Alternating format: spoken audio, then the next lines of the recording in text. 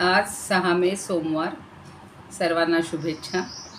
शुक्रवारी आपण 7 पर्यंत श्लोक घेतलेले होते. आज 8व्यापासून घेणार आहोत. तर आहाराचे प्रकार आणि आहाराचं स्वरूप पाहायचं आहे. आज कोणी नव्याने जॉईन झाले असतील त्यांचं स्वागत. काही लोक लांबून लांबून आपल्या इकडे येत आहेत. उत्सुकता वाटते सगळ्यांना ज्ञानेश्वरीची. आणि सगळे आता विचारत आहेत की पुन्हा नव्याने आता पुन्हा पहिल्यापासून सुरू करणार का. आता आपण सगळ्यांनी मिळून ठरवूया काय करायचं ते. एकदा हा अध्याय संपू देत. वसुदेव सुतं देवं कंसचाणूरमर्दनं देवकी परमानंदं कृष्णं वंदे जगद्गुरुं. गुरुर्ब्रह्मा गुरुर्विष्णू गुरुर्देवो महेश्वरः. गुरुः साक्षात् परब्रह्म तस्मै श्री गुरवे नमः. शान्ताकारं भुजगशयनं पद्मनाभं सुरेशं विश्वाधारं गगनसदृशं मेघवर्णं शुभांगं लक्ष्मीकान्तं कमलनयनं योगिभिर्ध्यानगम्यं वन्दे विष्णुं भवभयहरं सर्वलोकैकनाथं. यं ब्रह्मा वरुणेन्द्ररुद्रमरुतः स्तुन्वन्ति दिव्यैस्तवैर्वेदैः साङ्गपदक्रमोपनिषदैर्गायन्ति यं सामगाः. ध्यानावस्थिततद्गतेन मनसा पश्यन्ति यं योगिनो यस्यान्तन्न विदुःसुरासुरगणा. देवाय तस्मै नमः. देवाय तस्मै नमः. जय श्रीकृष्ण. सर्व श्रोत्यांना आणि भगवद्गीता भक्तांना सादर वंदन. आपल्याला आहार 3 प्रकारचा आहे. यज्ञ दान तप यांचेही भेद पाहायचे आहेत असं आपण 7व्या श्लोकात पाहिलेलं होतं. आणि आज आता 8वा श्लोक घेऊया. आयुः सत्वबल आरोग्य सुखप्रीतिविवर्धनाः रस्या स्निग्धा स्थिरा हृद्या आहारा सात्विकप्रियाः. खूप छान असा हा श्लोक आहे. आणि जे सात्विक लोक आहेत, सात्विक प्रकृतीचे लोक आहेत, सत्वगुणांची समृद्धी झालेले लोक आहेत, त्यांना कसा आहार आवडतो हे आता इथे सांगतात. आयुः म्हणजे आयुष्य. मोठा संपूर्ण एक समास आहे बघा. आयुः म्हणजे आयुष्य. सत्व म्हणजे आपली बुद्धी. नंतर बल म्हणजे शक्ती, बल सामर्थ्य. त्याच्यात थोडासा संधी आहे. बलारोग्य म्हणजे बल आणि आरोग्य. बाकी सुटे शब्द आहेत. सुख प्रीती विवर्धना. सुख आणि प्रीती हे विवर्धना म्हणजे वाढवणारे. म्हणजे आयुष्य वाढवणारे, बुद्धी वाढवणारे, बल वाढवणारे, आरोग्य वाढवणारे, सुख आणि प्रीती वाढवणारे. असं प्रत्येकाला जर वाढवणारे घेतलं तरी चालेल. नाही तर या सगळ्या गोष्टी वाढवणारे. आणि रस्याहा म्हणजे रसानी युक्त. टवटवीत फळं असली की कसे बघा त्यात रस असतात भरपूर. तसे आहारामध्ये सुद्धा, अन्नामध्ये सुद्धा असे रस असतात ताज्या अन्नात. ते आपण पाहणार आहोत. आणि स्निग्धाहा ज्याच्यामध्ये स्निग्धांश जास्त आहे. तेल तूप वगैरे जे आपण पाहतो तो स्निग्धांश. आणि स्थिराहा म्हणजे स्थिर राहणारे. ज्या अन्नाचं सत्व हे दीर्घकाळ राहतं आपल्या शरीरात. आता हल्लीच्या मॅगी, त्याच्यानंतर पिझ्झा, बर्गर याच्यात काही सत्व नाही आहे. ते लगेचच्या लगेच उडून जातं. आणि म्हणून त्याला स्थिर राहणारं असं म्हणतात. म्हणून आपल्याकडं म्हणतात की घृत आयुष्यम. घृत म्हणजे तूप हे आयुष्य आहे. म्हणजे आयुष्य वाढवणारं आहे. खूप नाही खायचं, पण आपल्यामध्ये सत्वगुण टिकून राहण्यासाठी या गोष्टी करणारे जे असतात ते सात्विक लोक असतात.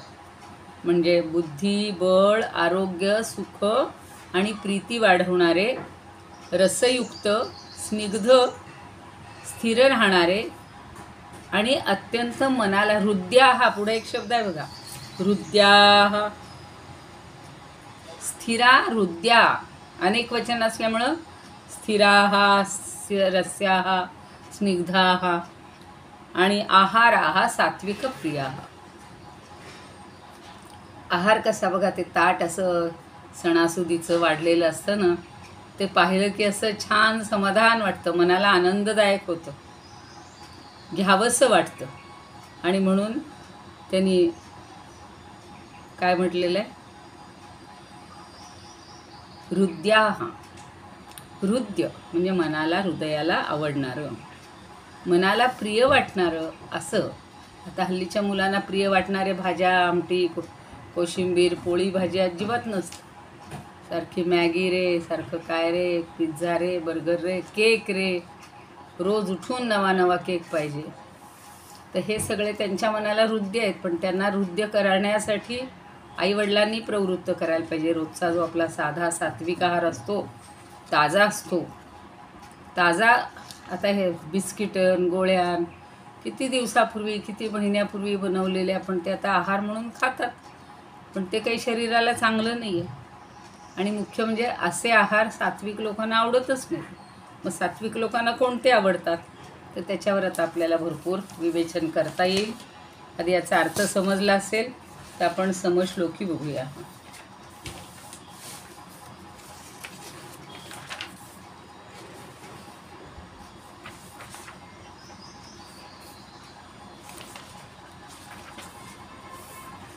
सत्व प्रीती सुख स्वास्थ्य आयुष्य बळ वाढवी.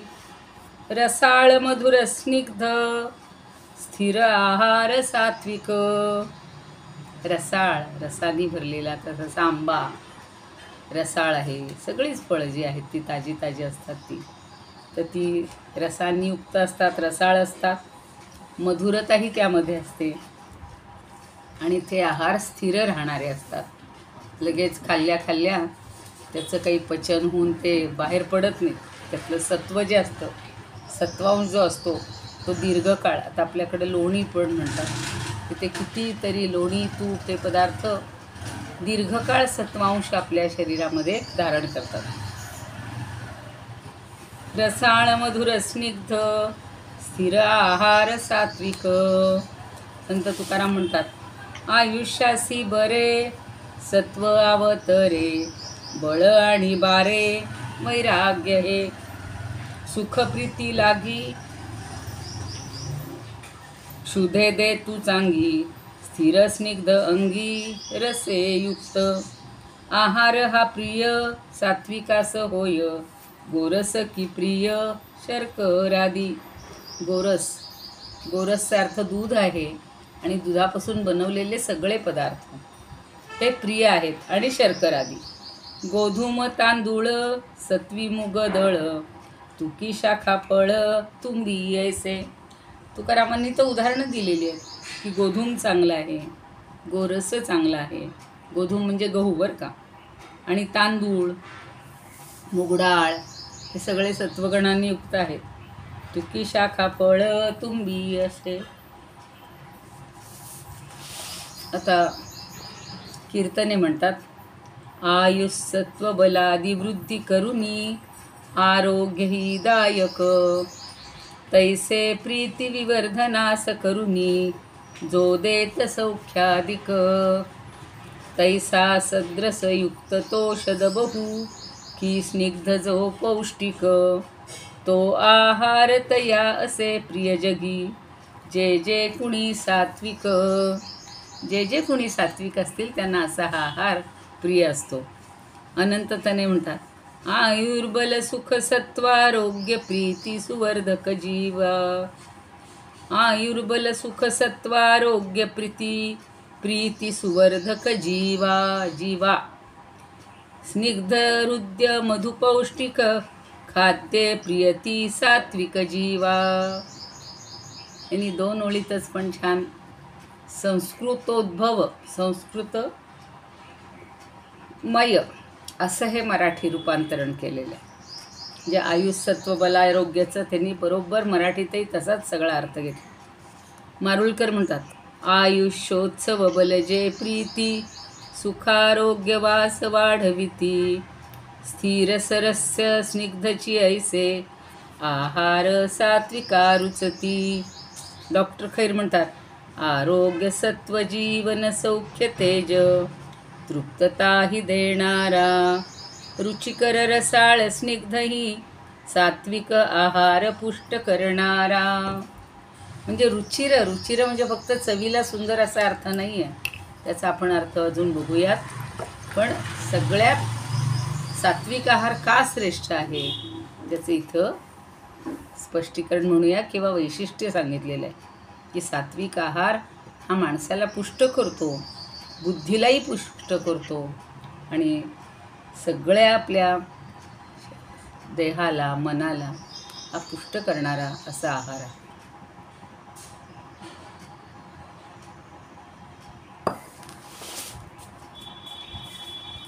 शंकराचार्य काय म्हणतात बघा.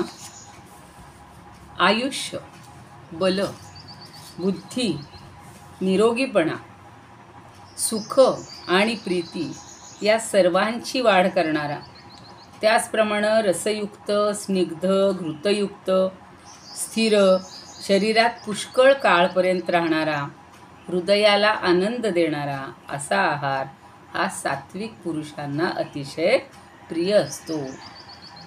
मग आपण सात्विक व्हायचं का? म्हणजे आपल्याला सगळे असे आहार प्रिय वाटतील. आपल्यापैकी बरेचसे सात्विकच आहेत. कुणी अपवाद असतील आपल्या घरामधून, आपल्या आसपास, तर त्यांना सांगा की सात्विक आहार सेवन करा.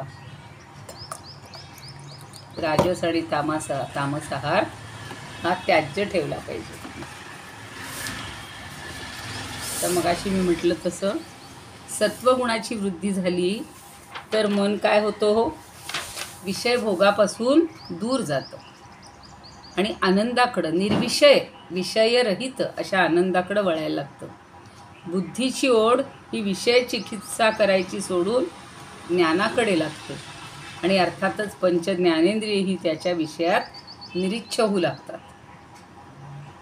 कोणत्याही प्रकारची तीव्रता त्यांना रुचतच नाही. सौम्य मधुर स्वराची आवड उत्पन्न होते. शांत म्हणजे अति तीव्र नसलेले, सौम्य किंवा भडकपणा नसलेले असे रंग पाहावेसे वाटतात. तशा प्रकारची वस्त्र परिधान करावीशी वाटतात. घराला सुद्धा बघा असे भडक भडक रंग लोक देतात, त्यावरून कळतं की त्यांची रुची कशी आहे. जे शांत आपल्या हृदयाला, मनाला, डोळ्याला असे वाटणारे असे शांत रंग त्याला आवडतात आणि मऊ मृदू स्पर्श असणारे असे स्पर्श सुखावतात. मंद सुवास त्याच्या मनाला आनंद देतो. बघा त्या मोगरीचं एक फूल जरी घेतलं ना, एक क्षणभर जरी त्याचं हुंगलं तर त्यापासून मिळणारा आनंद अक्षरशः. तशीच बकुळी पण, जाई आहे, जुई आहे, गुलाब आहे, केवडा आहे, हे सगळे कसे मंद सुगंध आणि त्याचा मनाला खूप आनंद मिळतो. तर त्याचप्रमाणे जिव्हासुद्धा, जिव्हेलासुद्धा रसाचा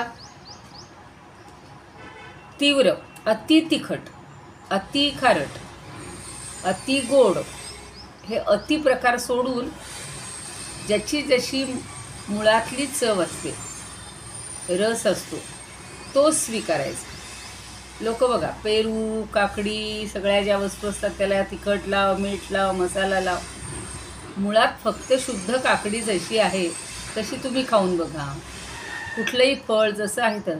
आता परवा तर पाहिलं एका ठिकाणी फळांची काय बरं सांगितलं त्यांनी, फ्रूट काहीतरी नाव होतं, म्हणजे फळं परतायची तेलावर, त्यात मसाले घालून खायची. कशाचं लक्षण आहे? त्याची ओरिजिनल किंवा मूळ चव आपण पाहूच शकत नाही. त्याला नाव होतं, तुमच्यापैकी कोणाला माहिती असेल तर समजून घ्या. तर असं हे सगळं. म्हणून ज्यातला रस ताजा आहे बघा, आता कुठलंही ताजं फळ आणलं की त्यातला रस एकदम आता सध्याच्या काळात कलिंगड आहेत बघा, पण तीसुद्धा काय करतात, कृत्रिम ह्यानं त्याला इंजेक्शन देऊन मोठी करायची, ते पिकवायची. तर इतकी गोड लागत नाही. जी आपल्या निसर्गतः शेतामध्ये टेकलेली असतात, ऊन मिळतं, उन्हाच्यामुळं ती जी उष्णतेनं पिकली जातात आणि ती जी फळं असतात, तो रस हा सात्विक असतो. आणि असा रस शिळा झाला की त्याची चवही उतरते आणि तो आरोग्यालाही पोषक नसतो. म्हणजे फक्त आपल्या दृष्टीनं रुचकर याचा अर्थ चवीला चांगला असा नाही घ्यायचा, तर त्याच्यातला ताजेपणा, रसदारपणा हा सगळा घ्यायला पाहिजे. आणि बघा, ताजं अन्न जेवढं चवीला छान लागतं, शिळ्या अन्नाची चव बिघडते, बदलते, कारण त्यातला रस आटून घेतलेला असतो. भाज्या असू, वरण असू, पोळी भाकरी, त्याच्यातला जो ताजेपणाचा अंश आहे ना, त्यात रस जो आहे तो आपल्याला शरीराला आणि मनाला सुद्धा सुकवून जातो. म्हणून पिकलेल्या फळातला रस चांगला आहे. मी आता सांगितलं तसं. काही वेळेला काय करतात बघा, हे दुकानदार किंवा व्यापारी कच्ची फळं आणतात, आणि कच्ची सुद्धा नाही, कारण त्याच्यातलाही रस पक्व झालेला नसतो. किंवा जेव्हा अन्न शिजवता अर्धवट शिजलेलं अन्न खाल्लं जातं, त्याच्यामध्येही रसाचा परिपोष नसतो आणि शरीराला ती पोषक नसतात. जसं बघा, कुठलाही कारागीर आहे, त्याची जी साधनं आहेत ती सुद्धा काय असतात, सुस्थितीत असली तर तो ते काम चांगलं करू शकतो, आणि त्याच्यातलं एखादं जरी बिघडलेलं असलं तरी त्याची काही कामं चांगली होत नाही, त्याच्यातनं वस्तू निर्मिती चांगली होत नाही.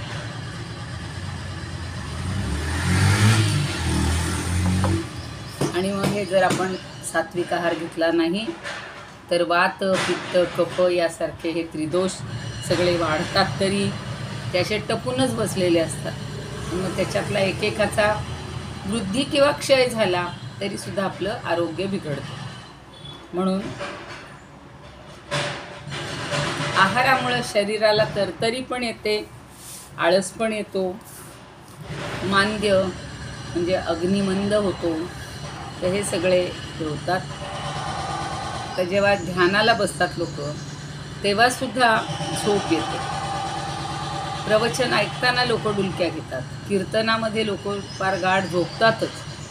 तर हे सगळं काय आहे, अन्नसेवनाचे परिणाम असतात. आणि त्यांची बुद्धी काम करत नाही, बुद्धी लगेच थकून जाते, आणि म्हणून हे असं सगळं व्हायला लागतं. ज्ञानदेव सात्विक आहाराचं वर्णन करताना म्हणतात, तरी सत्वगुणाकडे जे दैवे भोगता पडे, तै मधुरी रसी वाढे मेचूतया. अंगेची द्रव्ये सुरसे, जे अंगेची पदार्थ गोडसे, अंगेची स्नेहे बहुवसे, सुपक्वे जिये. आकारे नवती डगळे, स्पर्शे अति मवाळे, जिभे लागी स्नेहाळे, स्वादे जिये. रसे गाढी वरी ढिली, द्रवभावी आथिली, ठाये ठावो सांडिली, अग्नितापे. अंगे साने परिणामे थोर, जैसे गुरुमुखीचे अक्षर, तैसा अल्पी जिही अपार तृप्ती राहे. आणि मुखी जैसे गोडे, तैसे चिते आतुलेकडे, तीही अन्नी प्रीती वाढे सात्विकांसी. एवढी सगळी लक्षणं सांगितली की सात्विक भोजन कशाला समज अजूनही आहेत. पण दैवयोगानं खाणाऱ्याचा कल सत्वगुणाकडं असला तर त्याला गोड पदार्थ आवडतात. मुळाचं सुरस असलेले, रसाळ, पक्व झालेले असे पदार्थ आवडतात. जिभेला गलित गात्र किंवा स्वादिष्ट वाटतात काही पदार्थ, पण ते पदार्थ रसांना भरपूर भरलेले असायला पाहिजेत, नरम पाहिजेत, मऊ पाहिजे, द्रवाचा अंश जास्त पाहिजे. आणि गुरुमुखातली जशी अक्षरं ती अल्प असतात पण नित्य असतात, तसं पोटालाही सुखकर, रसनेंद्रियाला, जिभेलाही गोड लागणारी असे जे पदार्थ आहेत ते सात्विक माणसाला फार आवडतात. म्हणून सात्विक माणसानं करायचा आहार किंवा आहार जो केल्यावर आपण सात्विक बनतो असं या ठिकाणी सांगितलेलं आहे. आता पुढचा बघा, राजस आहार. कट्वं लवणत्युष्ण तीक्ष्ण रूक्ष विदाहिनः, आहारा राजसश्रेष्ठा दुःख शोकामय प्रदाः.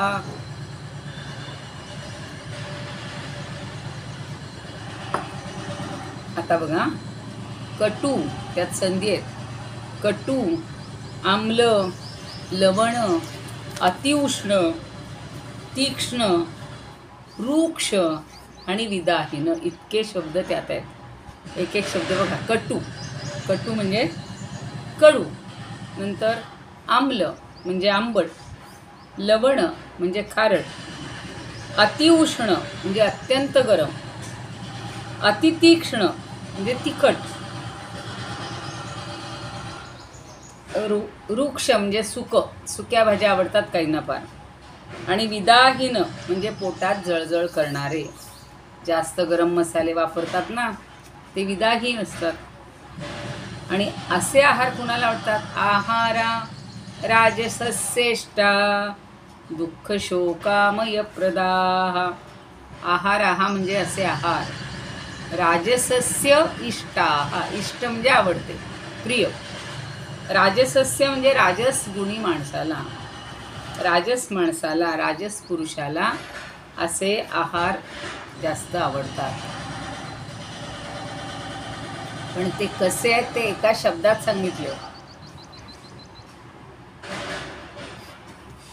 दुःख शोकामय प्रदाह. दुःख, शोक आणि आमय, आमय म्हणजे रोग, असे देणारे असतात, निर्माण करणारे असतात. म्हणजे राजस प्रकारचे आहार या सगळ्या प्रकारचे असून कडू, आंबट, खारट, अतिगरम, अतिउष्ण, अतितीक्ष्ण, तिखट आणि अत्यंत रुक्ष, सुक, कोरडा व्यवहार आहार सगळा असे त्याला आवडत असतात. आणि असा आहार घेतल्यामुळं माणसाला आमय म्हणजे रोग, त्यानंतर शोक आणि दुःख हे देणारे असतात किंवा यांनी युक्त असतात. आता बघा, आपल्याला जर दुःख, शोक आणि रोग नको असेल तर आपण राजस आहार घ्यायचा नाही. इतकं सोपं आहे. माणूस काय करतो ते आता मागेही पाहिलेलं आहे आपण, 18व्या अध्यायात येणार आहे सगळं, की सुरुवातीला त्याचा स्वीकार करताना आपल्याला हे छान वाटतात, पण ते जेव्हा त्याचं पचन होतं तेव्हा ते विषासारखे होतात. पहिल्यांदा ते अमृतासारखे वाटतात, पण नंतर त्याचं रूपांतर विषामध्ये होतं. असे आहार चांगले नाहीत. ठीक आहे, आता पुढे बघूया. समजलो की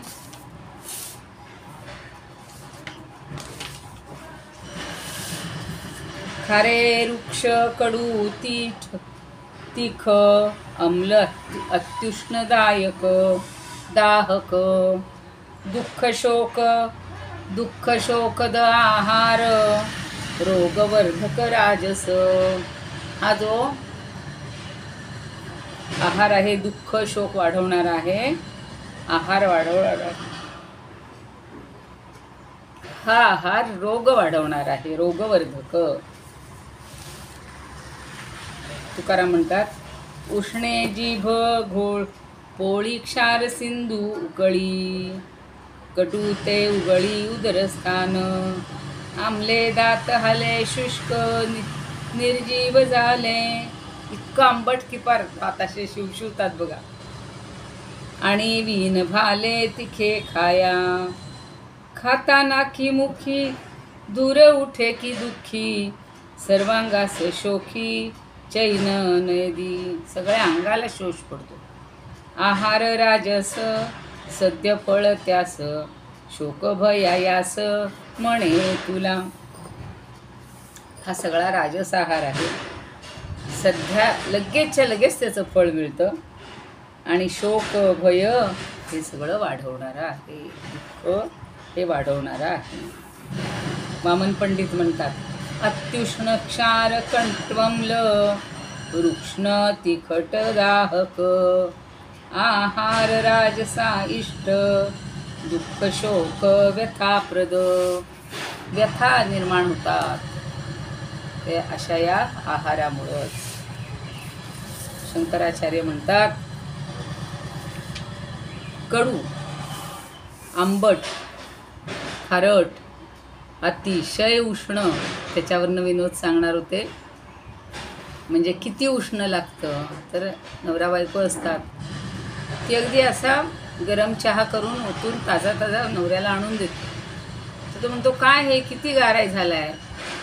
ती म्हणली, उतरवल्या फक्त गाळून कपातनं आणलेलं आहे तेवढा, आणि इथून इथं येईपर्यंत जो काय वेळ लागला तो तेवढा जर गार होत असेल तर मी आता उद्यापासून गाळणं घेऊन तुम्ही आ करा, त्यातच मी तो गाळत जाईन. हा विनोद वाटेल, पण इतकं उकळतं लोकांना आवडतं. बरं ठीक आहे.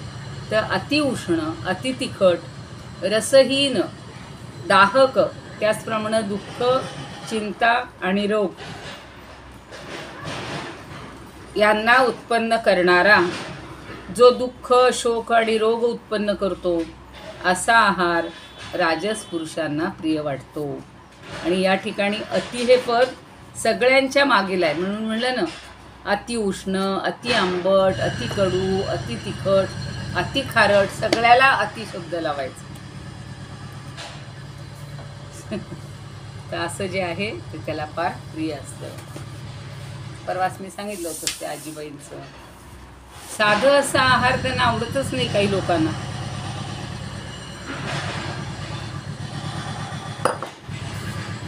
कडू म्हणजे त्याचा आहार अतिकडे, अतितीव्रतेकडे वळलेला असतो. म्हणजेच रजोगुणाचा उत्कर्ष झालेला असतो. रजोगुण हा चळवळ्या, एका टोकाला जाऊन वागणारा, आणि त्यामुळं पंचज्ञानेंद्रियही त्याची चळवळी असतात. रजोगुणी कानासाठी वेडा झाला की त्याला तीव्र स्वरांची आवड निर्माण होते. सारखे घणाघाती आवाजाचे ठोके ऐकून तो डोलायला लागतो. टी व्ही लावतात बघा, इतका ढणढण ढणढण आवाज की समोरच्याला नको होतंय, पण यांना त्यात आनंद वाटतो. आणि तो त्या तालावर नाचू लागतो. डोळ्यांच्या नादी लागला की भडक रंगाची दृश्य पाहायला आवडतात. खून, मारामाऱ्या ह्यांचे चित्रपट पाहून त्याला आनंद होतो. म्हणून आम्हाला ते डिशक्याव चित्रपट कधी पाहावेसेच वाटले नाही. किंवा चित्रपटात एखादा 10 मिनिटाचा तो प्रसंग असेल, डोळे मिटून शांत बसावं वाटायचं. तो कपडेसुद्धा भडक रंगाचे वापरतो. त्याला शांत बोलणं, चालणं जमतच नाही. त्याचा आवाजही मोठा असतो. त्याच्या हालचालीमध्ये झटके असतात. तो चालत नाहीस तर तो धावतच असतो. तो बोलत नाहीस तर तो ओरडतच असतो, भांडतच असतो. तो पाहत असेल तर त्याचे डोळे काहीतरी असे शोधत असतात. त्याच्या नजरेत संशय असतो. सरळ वागणं, बोलणं, ऐकणंच, बघणं माहितीच नाही. आणि मनात काहीतरी हेतू असल्यासारखं सतत कपाळावर आठ्या असतात बघा काही लोकांचे. आणि त्यांचे स्पर्श, राठ अगदी धसमुसळे असतात. स्पर्श त्याला असे कडक, तीव्र आवडतात. मऊ मुलायम स्पर्श त्याला निर्जीव वाटतात. अगदी म्हणतात निर्जीव आहे हे. तीव्र गंध बघा, हे लोक जे वापरतात ना डिओडंट किंवा काय काय म्हणतात ते इतके तीव्र वास असतात की त्यांनी मैलावरनं जरी उभं राहून त्यांच्यासमोरून आपण गेलो तरी अगदी तो आपल्याला भपका, म्हणजे असं वाटतं की कधी एकदा ते नाकातनं जाईल म्हणून. उंची अत्तर, फाये म्हणतात तसे फाये कानाच्या पाळ्यात लावून ठेवतात. कपड्यावर सुगंधी द्रव्याचे फवारे मारतात. आणि वास न घेताच वास नाकात घुसावा असं त्याला वाटत. तो वास सभोवतालच्या लोकांना पोचून त्यांच्या नजरा आपल्याकडे वळाव्यात अशीही त्याची अपेक्षा असते. आणि जिव्हेच्या बाबतीतही तो अतिशय काटेकोर असतो. त्याला कडू कारल्याची भाजी खूप आवडते. कारली धुतली तर त्याचं पाणीही तो वाया घालवत नाही, तर ते कडू पाणीसुद्धा पिऊन टाकेल. जिभेला कडवटपणा कमी आला असं वाटून त्यावर तो आंबट झालेले ताक पितो, म्हणजेच त्याला आनंद होतो. दात करकर वाजतील इतक्या आंबट कैऱ्या तो कचा कचा कचा चिंचा अशा खातात बघा. कचा कचा कचा खाणं म्हणतात ते. आणि त्यात त्याला पुरुषार्थ वाटतो. आता हा ऋतू आहे सगळ्या कच्च्या कैऱ्या वगैरे खाण्याच्या. आपण एकेकाळी कधीतरी तरुण वयात खाल्ल्या असतील, पण आता त्याच्याबद्दल थोडीशी तीव्रता कमी होती. आणि गरम गरम पदार्थ इतके गरम की अगदी वरनं कढईतनं काढल्या यांच्या ताटात नव्हे हातातच दिले पाहिजेत. चटका बसला तरी चालेल. आणि चटका देणारा कडकपणा त्यांना अगदी समाधान देतो. जरा काढून तिथून येईपर्यंत 5 लोकांना देऊन मग 6वा तुम्ही असाल तर ते बायकोवर ओरडतील. बायको म्हणते, खरं म्हणजे मी आत्ता म्हणलं तसं चहा कपात गाळण्याऐवजी तुमच्या तोंडातच गाळला पाहिजे असं तिला वाटतं. आणि ज्ञानदेवांनी सुद्धा गरम गरम पदार्थाचं इतकं वर्णन केलेलं आहे की मिरी, लवंग, दालचिनी, आले, मिरची, लसूण असे सगळे उष्ण आणि तिखट मसाल्या पदार्थाचं वाटण करून ठेवतात बघा लोक, आणि भाज्यांना घालत असतात. आणि भाजीला चव येण्यासाठी इतके मसाले घालायचे की त्याच्या पुरवणीला भाजी आहे का भाजीच्या पुरवणीला मसाले. ग्रेव्ही म्हणतात बघा, त्या फोडी 4च असतील, पनीरचे 2च तुकडे असतील, ग्रेव्ही मात्र वाटीभर असेल. आपण काय करतो, कुठल्याही भाजीच्या फोडी जास्त असतील, कापलेला भाग जास्त असेल आणि मग त्याला रस थोडासा करायचा अंगाबरोबर म्हणतो आपण. हल्ली तसं नाही आहे. ग्रेव्ही सगळ्याची ग्रेव्ही पाहिजे. हे सगळं उकळतं आणि जळजळीत असं घालून केलेलं हे त्यांना फार आवडत असतं. किती तीव्रता त्यांची खूप सांगितलेली असते. तर हे रजोगुणी लोकांना सुके कोरडे पदार्थ जास्त आवडतात. कोरड्या भाज्या, कोरडे मसाले त्यांच्या म्हणजे घशाखाली ते जर नसतील तर ते खाली उतरणारच नाही. आणि मग प्रत्येक म्हणून त्यांना पाणी जास्त लागतं बघा. पाण्याच्या घुटाबरोबर ते गिळत असतात, चावत असतात, पीत असतात. म्हणून ते काय म्हणतात ज्ञानदेव, व्याधी व्याळ जे सुतले ते चेववा या घातले माझ विण पोटी, माझ वण पोटी. म्हणजे जसा हा व्याळ म्हणजे सर्प वगैरे असतात तर ते जणू काही हे झालेले आहेत, उन्मत्त झालेले आहेत आणि आपल्या पोटामध्ये माजवण घालावं, त्याला उन्मत्त करायला किंवा चेतवायला. मग सगळे शरीरातले रोग हे सुप्त अवस्थेत राहतात आणि त्यांना असा पोषक आहार मिळाला की लगेच राजस अन्न त्यांनी घेतलं की लगेच त्यांचे आजार हे उफाळून येतात. आपण म्हणतो महिनाभर काही नव्हतो, आम्ही एवढं सगळं खाल्लं प्यालो, हे केलं, मज्जा केली, चैन केली, आईश केली, सगळे शब्द ऐका त्यांचे, आणि इथं आलो लगेच सगळं सुरू झालं. म्हणजेच काय, त्या राजस आहाराचा सगळा परिणाम साठवून त्याचा इतका भडकाव होतो की शेवटी डॉक्टरकडेच जावं लागतं. ठीक आहे. म्हणून ज्ञानदेव म्हणतात, तरी मारे उणे काळकूट तेणे माने जे कडूवट काचुनिया हुनी दासट आमलहन. म्हणजे सगळं त्याला तीव्र कसं लागतं. इतका तो आग्रहानं सगळं मागून खातो. दगडाला जिथल्या तिथं पाझर फोडणारी अशी भाषासुद्धा तो वापरतो. पहारीसारखं तीव्र अन्न तो भक्षण करतो आणि अन्न घाव किंवा जखम न करताच जिभेला रुपतं म्हणजे टोचतं, आणि ते खाल्लं असता जिभेला जो चटका बसतो, काय म्हणतो, अगदी चटके बसत खाल्लेलं आहे. ठीक आहे. आता तामस गुणाचं होईल का बघूया. नाही होणार. तामस उद्याच बघावं लागेल. फक्त श्लोक म्हणून ठेवते. यात यामंगतरसम ऊती पर्युषितंचयत उच्छिष्टमपि चामेध्यम भोजनम तामसप्रियम. उच्छिष्ट सगळ्या गोष्टी तिरस्कृत अशा गोष्टी त्याला आवडतात. त्याच्या यात याम म्हणजे प्रहर,